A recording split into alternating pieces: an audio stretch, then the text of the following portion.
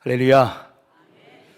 목회자가 되면 경험을 하게 되는 것이 돌잔치 예배도 해보고 결혼식 주례도 해보고 중환자실에 들어가서 임종 예배도 드려보고 그리고 장례식도 진행해 보는 것입니다.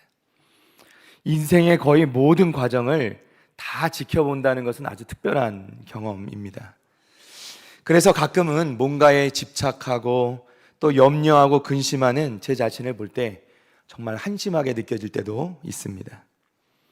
그리고 그때는 하나님께 엎드리지 않을 수가 없는 것이죠. 사랑하는 성도 여러분, 때로 너무 힘들고 어렵고 앞이 캄캄하고 도무지 답이 보이지 않을 때가 있죠.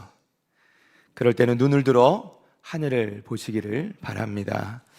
우리 인생의 답은 이 땅에 있지 않습니다. 우리 인생의 해답은 하나님께 있음을 믿으시기를 바랍니다. 우리 인생은 하나님께 속해 있음을 믿으시기를 바랍니다. 갈라디아서 6장 9절 말씀 보면 제가 좋아하는 말씀 중에 하나인데요, 우리 다 같이 한번 읽어볼까요? 시작. 우리가 선을 행하되 낙심하지 말지니 포기하지 아니하면 때가 이름에 거두리라. 아멘. 여러분, 우리가 해야 될 일은 하나님 앞에 선을 행하는 것입니다. 선을 행하면 때로는 손해도 보고 때로 억울한 일도 당하게 될 때가 있죠. 그러나 낙심하지 말라는 겁니다. 포기하지 말라는 것입니다. 그러면 반드시 때가 이르고 하나님께서 좋은 것을 거두게 하실 것입니다. 우리 지난주에 이어서 우리 디모데전서 말씀을 함께 살펴보기를 원합니다. 바울 사도는 2차 전도 여행 중에 에베소에 머물게 되죠. 3년여간 에베소에 머물다가 이제 그 마게도냐 지역으로 떠나게 됩니다. 특별히 에베소 교회는 이 사도 바울이 특별히 애정을 쏟았던 교회로 알려져 있습니다. 그런데 지금 바울 사도는 그 교회를 떠나야 되는 상황입니다. 에베소 교회 장로들을 다 모아놓고 이제 이 교회를 누구에게 맡겨둘 것인가를 고민하게 되죠. 그리고 디모데에게 맡길 것을 정하게 됩니다. 디모데는 나이가 어렸습니다. 몸도 약한 편이었습니다. 그런데 디모데에게는 은사가 있었는데요, 말씀의 은사가 있었습니다. 그래서 바울 사도는 디모데에게 교회를 맡기고 마게도냐로 떠나게 됩니다. 사랑하는 성도 여러분, 교회에서 중요한 것이 많이 있죠. 봉사도 중요하고요, 선교도 중요합니다. 그런데 무엇보다 중요한 것은 강단에서 선포되는 말씀이 중요합니다. 교회에서 성도들의 신앙의 성자는 이 강단의 말씀이 기초가 되는 것이죠. 여러분, 그래서 기도하실 때 말씀을 전하는 저와 우리 목회자들을 위해서 기도해 주시기를 바랍니다. 우리 대표 기도를 하실 때에도 강단에 서는 목사를 위해 기도하는 것이 기본이죠. 저를 위해서가 아니라 여러분들을 위해서입니다. 저뿐 아니라 강단에 서는 모든 목회자들이 오직 진리의 말씀을 선포할 수 있도록, 바르게 전할 수 있도록 여러분 기도해 주시기를 바랍니다. 자, 마게도냐로 떠났던 바울 사도가 3차 전도여행 끝에는 로마에 있는 감옥에 갇히게 됩니다. 그런데 그 로마의 감옥에 갇혀있는 바울 사도에게 소식이 들려오죠. 무슨 소식이냐면 에베소 교회에 혼란이 있다는 겁니다. 여러분, 초대교회들이 다 평안하고 좋았던 것은 아닙니다. 교회들마다 다 문제가 있었고요, 안팎으로 문제가 다 있었습니다. 특별히 에베소 교회의 가장 큰 문제는 뭐였냐면 오늘 말씀해 보니까 다른 교훈을 가르치는 사람들이 있었다는 거예요. 자, 우리 디모데전서 1장 3절 말씀을 봅니다. 우리 다 같이 한번 읽어볼까요? 시작. 내가 마게도냐로 갈 때에 너를 권하여 에베소에 머물라 한 것은 어떤 사람들을 명하여 다른 교훈을 가르치지 말며. 아멘. 자, 바울이 디모데에게 권하여서 에베소 교회에 머물게 한 그 이유가 있는데 그게 뭐냐면 바로 바른 진리의 말씀에 근거해서 다른 교훈을 가르치지 못하게 하려는 것이었다는 거예요. 그래서 디모데를 세운 것입니다. 그런데 지금 에베소 교회의 상황은 어떻습니까? 바로 그 다른 교훈을 가르치는 어떤 사람들 때문에 혼란을 겪고 있다는 거예요. 교회에서 다른 교훈을 가르치는 것은 매우 위험한 일이죠. 다르다는 것은 단지 다르다는 것이 아니라 거짓된 교리를 가르치는 것을 의미합니다. 자, 디모데전서 6장 3절 말씀 볼까요? 조금 더 구체적으로 내용이 나오는데 함께 읽어봅니다. 시작. 누구든지 다른 교훈을 하며 바른 말, 곧 우리 주 예수 그리스도의 말씀과 경건에 관한 교훈을 따르지 아니하며. 아멘. 자, 바울 사도는 이 다른 교훈은 무엇이냐? 바른 말, 곧 우리 주 예수 그리스도의 말씀과 그 경건에 관한 교훈을 따르지 아니하는 것이라고 말하는 거예요. 주님께서 주신 말씀에 반대하는 것을 다른 교훈이라고 말씀하죠. 그래서 누구든지 예수 그리스도 우리 주님의 말씀에 없는 것을, 또는 그 말씀과 다른 것을 전하는 것은 잘못된 것이라고 말씀하는 겁니다. 바울 사도는 이 다른 교훈, 이 다른 복음에 대해서 굉장히 예민했습니다. 자, 갈라디아서 1장 6절부터 10절까지 말씀인데요, 조금 긴 말씀이 제가 읽어드립니다. 그리스도의 은혜로 너희를 부르신 이를 이같이 속히 떠나 다른 복음을 따르는 것을 내가 이상하게 여기노라. 다른 복음은 없나니 다만 어떤 사람들이 너희를 교란하여 그리스도의 복음을 변하게 하려 함이라. 그러나 우리나 혹은 하늘로부터 온 천사라도 우리가 너희에게 전한 복음 외에 다른 복음을 전하면 저주를 받을지어다. 우리가 전에 말하였거니와 내가 지금 다시 말하노니 만일 누구든지 너희가 받은 것 외에 다른 복음을 전하면 저주를 받을지어다. 이제 내가 사람들에게 좋게 하랴 하나님께 좋게 하랴 사람들에게 기쁨을 구하랴 내가 지금까지 사람들의 기쁨을 구하였다면 그리스도의 종이 아니니라. 아멘. 여러분, 바울 사도는 2번이나 우리가 전한 복음 외에 다른 복음을 전하면 저주를 받을 것이라고 말씀합니다. 그렇게 경고하고 있어요. 그만큼 이 복음, 이 바른 복음 외에 다른 복음, 다른 교훈은 성도들에게 해악하다는 것입니다. 그리고 갈라디아서 1장 10절 말씀을 우리가 읽으면서 알 수 있는 것은 뭐예요? 그 다른 교훈은 어떤 교훈이냐? 그 교훈의 특징은 사람들을 좋게 한다는 거예요. 사람들을 기쁘게 한다는 거예요. 바른 교훈의 특징은 뭡니까?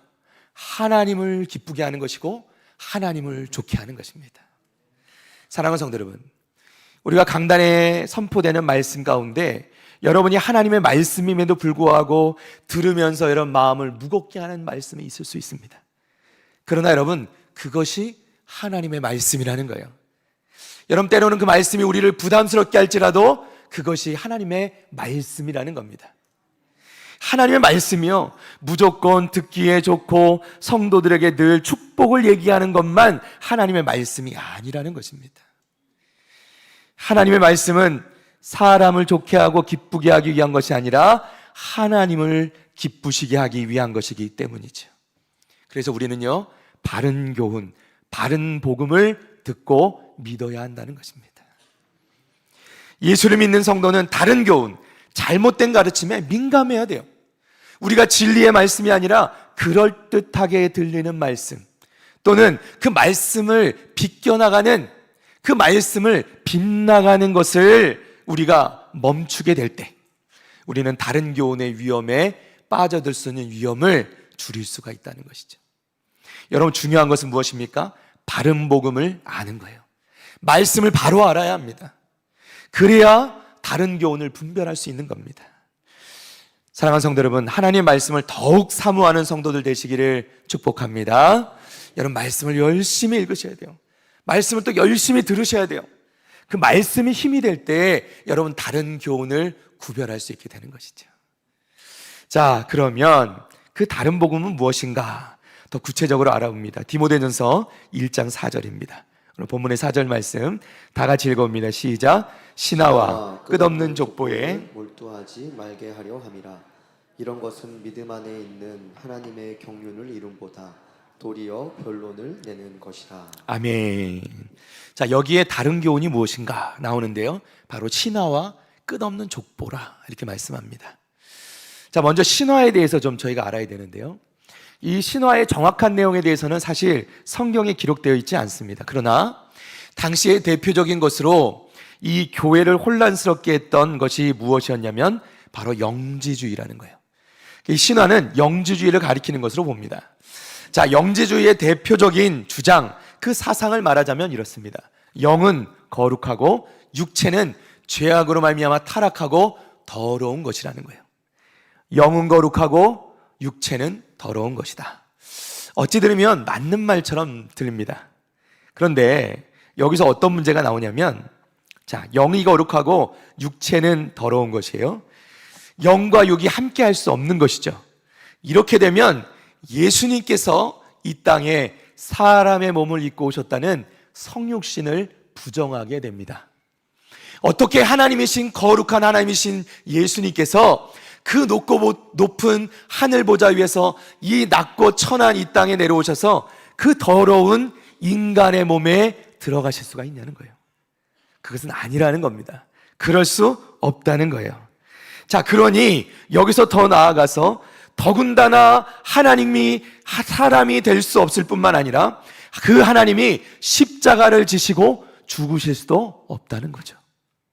그러니까 결국 이 영지주의자들은 이 예수 그리스도 우리 주님께서 이루신 십자가와 또한 그 부활을 모두 부정하게 되는 것입니다. 여러분, 결국 이단들이 최종적으로 공격하는 건 누구냐면 예수님이에요. 예수님을 부정하는 것입니다. 예수님을 부정할 때 어떻게 해요? 교회를 흔들어내는 것이죠. 예수님을 부정해야, 예수님을 무너뜨려야 이단이 원하는 것을 얻을 수 있기 때문이죠. 그게 뭐예요? 교회가 무너지는 것이죠. 그래서 영지주의자들은 예수님의 성육신을 부정하고 예수님의 십자가를 부정함으로 복음의 다른 교훈을 퍼뜨려서 교회를 혼란스럽게 했다는 겁니다. 이런 것을 뭐라고 얘기합니까? 신화라고 얘기하죠. 신화. 신화가 무엇입니까? 꾸며낸 거예요. 하나님 말씀에 없던, 우리 주님이 전하신 말씀이 아닌 것을, 진리가 아닌 것을 꾸며낸 이야기, 그것을 신화라고 얘기하고 있는 겁니다. 사랑하는 성도 여러분, 우리는 이 꾸며낸 이야기, 신화를 주의해야 되는 것을 여러분 기억하시기를 바랍니다. 자, 두 번째로 다른 교훈은 뭐냐면 끝없는 족보입니다. 끝없는 족보. 이것은 바로 율법주의를 의미합니다. 여러분, 성경에 보면 어떻게 해요? 누가 누구를 낳고 누가 누구를 낳고 또 거꾸로 누가 누구의 아버지고 그 아버지가 누구고 그렇죠? 예. 결국은 그 족보의 뿌리는 어디까지 가냐면 아브라함까지 가죠. 그래서 이 유대인들이 늘 주장하는 건 뭐예요? 우리는 선민이라는 거예요. 하나님이 우리를 택한 바 된 선민이다. 그 선민의식으로 가는 겁니다. 예수님께서는 그 사역하시는 가운데, 전하는 복음 가운데 한 번도 혈통으로 구원받는다는 말씀을 전하신 적이 없어요. 그런데 이 복음을 인간적인 족보나 전통으로 이야기하는 것이 뭐냐면 율법주의라는 것입니다. 결국 뭐예요? 예수님으로 충분하지 않다는 겁니다. 예수님을 믿는 것만으로 되지 않고 혈통도 있어야 되고 율법도 지켜야 된다는 거예요. 할례도 받아야 되고 전통적인 방식으로 안식일도 지켜야 된다는 거죠. 이 율법주의의 문제는 또 뭡니까? 이 율법주의의 문제 역시 예수님의 구원 사역을 부정하는 것입니다. 사랑하는 성도 여러분, 오직 십자가의 은혜로 구원하시는 예수님이심을 믿으시기를 바랍니다. 그런데 이것을 부정하는 거예요, 율법주의는. 왜 이런 사람들은 예수님께서 말씀하신 것이 아니라 이런 율법이라는 것을 자꾸 끼워 넣으려고 하는 걸까요? 결국 이것의 목적은 자기 공로를 세우기 위해서예요. 오직 하나님의 은혜로 구원을 받는다고 하면 내가 들어갈 자리가 없는 거예요. 그러니까 자꾸 복음에다가 내가 들어갈 자리를 만드는 거예요. 내가 뭘 해야지, 내가 이런 것도 해야지, 나는 이런 사람인데, 나는 이런 족보를 가지고 있는데, 이렇게 주장하게 되는 것이죠. 예수님의 십자가 부활은 우리를 구원하는 데 완전하고 충분한 것이었습니다. 다른 것이 불필요한 거예요. 그런데 율법주의자들은 이것을 믿지 않았다는 것입니다. 그들은 이것에 더해서 여러 가지 것들, 율법의 조항들과 그런 여러 가지 것들을 더 넣어야 된다고, 그래야 구원을 얻을 수 있다고 주장했다는 것이죠. 그러나 이런 다른 교훈은요, 성도들로 하여금 예수님의 십자가의 그 복음이 주는 참된 자유를 누리지 못하도록 막아버렸다는 거예요. 사랑하는 성도 여러분, 지금도 이 현대의 교회에도 이런 율법주의 때문에 정말 주님께 주시는 참된 자유를 누리지 못하는 성도들이 너무나도 많이 있다는 거예요. 에베소서 2장 8절의 9절입니다. 함께 읽어볼까요? 시작. 너희는 그 은혜에 의하여 믿음으로 말미암아 구원을 받았으니 이것은 너희에게서 난 것이 아니요 하나님의 선물이라. 행위에서 난 것이 아니니 이는 누구든지 자랑하지 못하게 함이라. 아멘. 할렐루야. 사랑하는 성도 여러분, 우리 중에 행위로 인해서 구원받을 수 있는 사람은 아무도 없습니다. 우리는 모두 오직 우리의 구원은 은혜로 말미암아 예수 그리스도를 믿는 믿음으로만 얻는 것임을 여러분 믿으시기를 바랍니다. 그 외에는 아무것도 아닌 거예요. 그러면 이 교회 안에 이런 다른 교훈들, 잘못된 교훈들을 어떻게 분별하는가? 이것이 중요하죠. 어떻게 분별할 수 있는가? 자, 우리 4절 말씀을 다시 한번 봅니다. 신하와 끝없는 족보에 몰두하지 말게 하려 함이라. 이런 것은 우리 뒷부분 함께 읽을까요? 믿음 안에 있는 하나님의 경륜을 이름보다 도리어 변론을 내는 것이라. 아멘. 이것을 세번역 성경으로 조금 더 쉽게 풀면 이렇습니다. 신하와 끝없는 족보에 정신을 팔지 못하게 하십시오. 그러한 것들은 믿음 위에 세우신 하나님의 경륜을 이루기보다는 도리어 쓸데없는 변론을 일으킬 뿐입니다. 여러분, 다른 교훈의 특징이 뭐예요? 하나님의 경륜, 즉 하나님의 구원의 계획을 이루기보다 쓸데없는 논쟁을 일으킨다는 거예요. 다른 교훈의 특징은 뭐냐면 들으면 들을수록 믿음이 떨어지고요, 논쟁만 생겨난다는 거예요. 교회 안에도 이런 교훈이 얼마나 많은지 몰라요. 여러분, 반면에 교회 안에서 바른 교훈이 전해지면 어떻게 되죠? 바른 교훈은 우리의 믿음을 자라게 하는 거예요.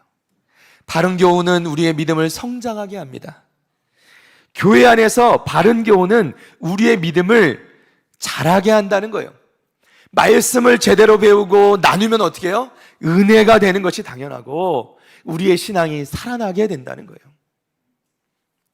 그런데 잘못된 교훈은, 다른 교훈은 들을수록 은혜가 떨어지고 교회가 다니기 싫어지고 그런 것이 다른 교훈이라는 거예요. 이런 것은 어떻게 해요? 멀리 해야 된다. 이것이 다른 교훈의 특징이라는 거예요. 여러분, 초대교회 당시에 신화나 끝없는 족보가 있었다고 말씀하면서 그것이 그렇게 교회를 흔들었다는 거예요. 여러분, 지금도 다르지 않은 것이 있죠. 신화가 뭐라고 말씀드렸죠? 만들어낸 얘기를 했잖아요. 꾸며낸 이야기. 여러분, 교회 안에서 우리가 이야기 나누는 가운데 여러분 어떠십니까? 여러분이 말씀을 나누고 여러분이 우리 성도들 가운데 서로 교제하는 가운데 나누는 말씀 가운데 예수가 있습니까? 예수가 있습니까? 예수가 없는 이야기는 신화와 같다는 거예요. 끝없는 족보와 같다는 겁니다. 여러분, 우리가 이런 복음과 관련 없는, 예수님과 관련 없는 이야기들을 끊임없이 만들어낸다는 거예요. 이런 이야기를 하면 어때요? 우리 믿음이 자라요? 자라지 않는다는 거예요. 예수님 이야기를 하고 말씀을 묵상하고 은혜를 나누고 하나님의 일을 하기에도 어때요? 시간이 모자르지 않습니까?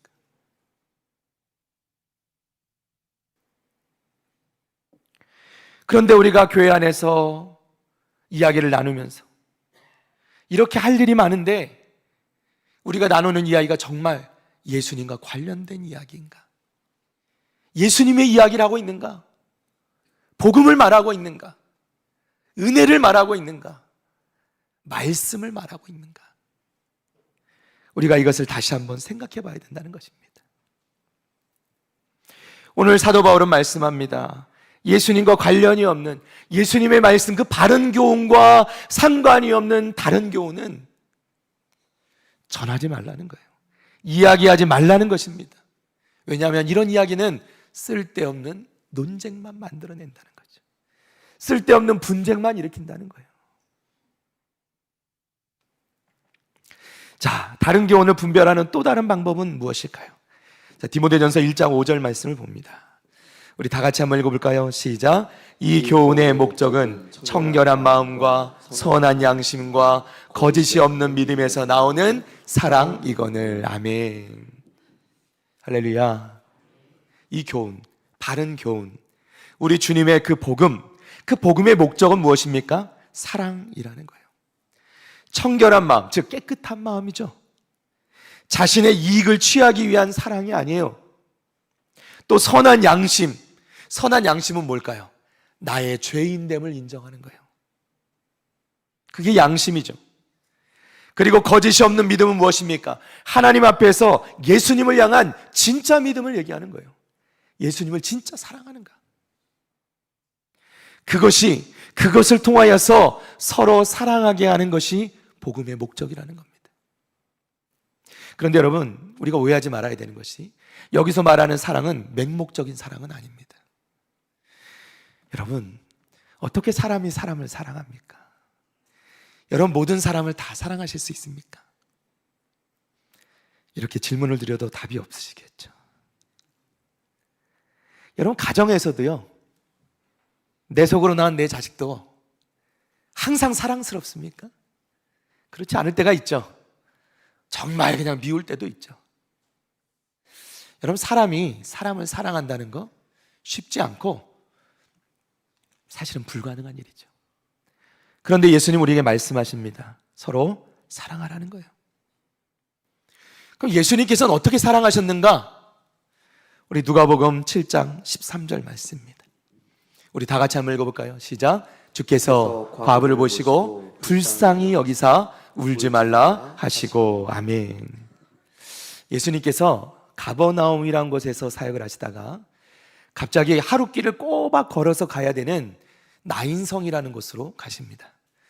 근데 그 나인성에서는 어떤 일이 일어나고 있었냐면, 한 과부가 있는데 그 과부가 하나뿐인 아들, 장성한 아들인데 그 청년 아들을 잃은 거예요. 아들이 죽었어요. 그래서 그 아들 장례를 치르고 그 아들의 이제 관을 메고 나오는 장례 행렬이 오고 있는데 그 가운데 그 앞에 예수님이 서신 거예요. 그리고 예수님께서 그 과부를 보시고 불쌍히 여기사 울지 말라 하시고 이렇게 말씀하세요. 여기서 불쌍히 여기사라는 이 말이요, 원어로 스플랑크 니조마이라는 말인데요, 이 말은 예수님만 쓰시는 말이에요. 성경에서 예수님만 쓰시는 말입니다. 이 원뜻을, 그 의미를 좀 살리자면 이런 뜻이 됩니다. 애간장이 끊어지도록 불쌍히 여기신다는 말이에요. 애간장이 뭡니까? 우리 속의 내장이에요, 내장. 예수님께서 그 과부의 아픔을 보시면서 그 내장이 끊어지는 듯한 아픔을 느끼셨다는 거예요. 예수님께서는 그 과부를 불쌍히 여기셔서 여기 나인성까지 오셨다는 거예요. 그리고 그 죽었던 하나뿐인 아들을 다시 살려주셨습니다. 여러분, 예수님께서 가버나움에서 꼬박 하룻길을 걸어서 나인성까지 오셔서 하신 일이요, 이거 딱 하나예요. 이 과부의 죽었던 아들을 살려주신 거예요. 그러니까 예수님께서는 애초에 가버나움에서 이 나인성 과부의 그 아들을 잃고 슬퍼하는 그 마음을 느끼시고 이 과부가 너무나도 불쌍히 여기셔서 그 애간장이 끊어지도록 불쌍히 여기셔서 하룻길을 꼬박 걸어오셔서 이 나인성 과부의 아들을 살려주시고 그의 슬픔을 기쁨으로 바꿔주셨다는 것입니다. 여러분, 예수님의 사랑은 이것이에요. 우리를 불쌍히 여겨주시는 것이죠. 예수님께서 우리에게 말씀하시는 그 사랑은 무엇이냐면 이러한 사랑이에요. 예수님께서 이 사랑으로 우리를 사랑해 주셨어요. 그러니까 우리는 서로 사랑하되 바로 이 사랑으로 사랑하는 거예요. 사랑할 만해서 또는 내가 사랑할 자격이 돼서 사랑하는 것이 아니라 불쌍히 여기는 마음을 우리 주님께서 주셔서 그 마음으로 사랑하는 거예요. 원래 사랑스러운 사람은 당연히 사랑하겠지만 사랑할 수 없는 사람조차도 주님이 주시는 이 사랑으로 긍휼히 여길 수 있어야 한다는 것입니다. 우리가 우리 주님의 바른 교훈, 이 복음을, 우리 주님의 말씀을 따라할 때 당장에 우리가 할 수는 없어도 우리가 조금씩 변화되어 가야 된다는 것이죠. 사랑할 수 있게 될 것이라는 것입니다. 우리는 지금도 때때로 실패하고 또 넘어지지만 주님께서 우리에게 주신 그 복음을 우리 마음 가운데 두고 그 사랑을 실천해 나가야 된다는 것입니다. 그렇게 변화되어 가는 우리 성도들 다 되시기를 축복합니다. 자, 그런데 우리가 이렇게 가는 것이 바른 교훈인데 다른 교훈을 따르는 사람들은 어떻게 할까? 자, 6절과 7절 우리 마지막 말씀 함께 읽습니다. 시작.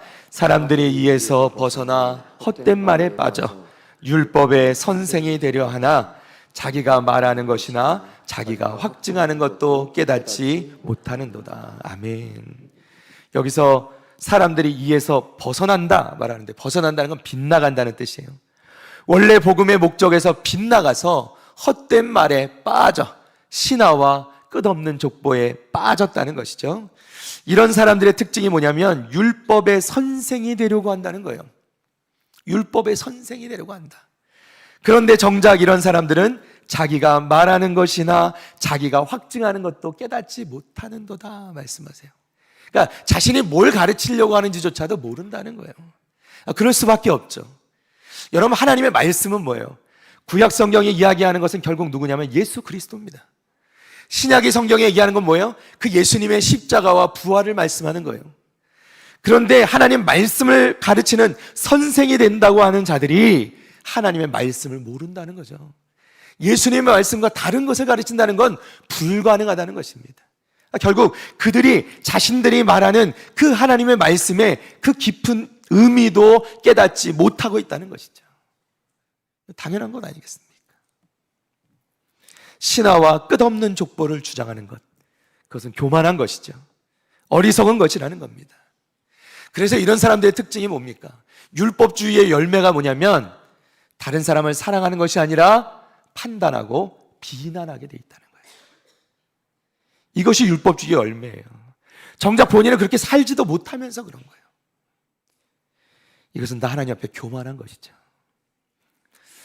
예수님 아닌 다른 것을 복음 가운데 끼워 넣는 것의 문제가 여기 있는 거예요. 그 교만함에 있다는 것이죠.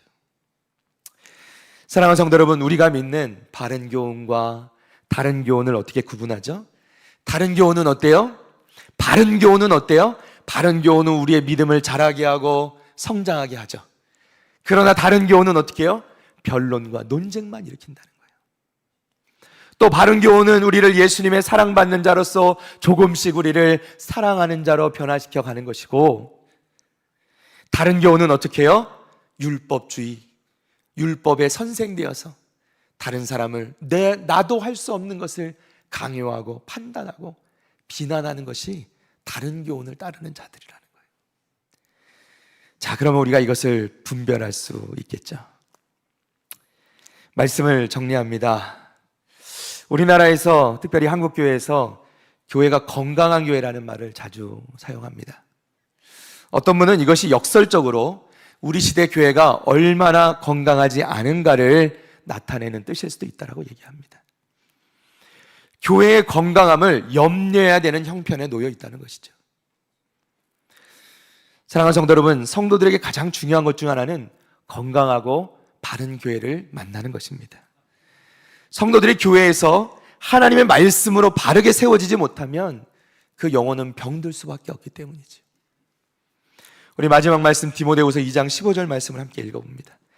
함께 읽습니다. 시작. 너는 진리의 말씀을 옳게 분별하며 부끄러울 것이 없는 일꾼으로 인정된 자로 자신을 하나님 앞에 드리기를 힘쓰라. 아멘. 할렐루야. 사랑하는 성도 여러분, 우리가 알아야 될 복음은 오직 우리 주 예수 그리스도의 십자가와 부활임을 믿으시기를 바랍니다. 이것을 위해서 우리 먼저 옳게 분별하는 것이 우선이에요. 우리가 복음을 바로 알면 우리의 삶이 변화되지 않을 수가 없습니다. 절대로 복음에 우리의 공로나 다른 교훈이 끼어들어서는 안 된다는 겁니다. 오직 주님만 바라보고 건강한 신앙생활을 해나간 우리 교회를 건강하고 아름답게 함께 만들어 나가는 우리 복된 성도들 다 되시기를 주님의 이름으로 간절히 축원합니다. 축원합니다. 함께 나가야 돼요. 함께 만들어 가야 됩니다. 믿으시면 아멘. 우리 자리에서 일어나시겠습니다.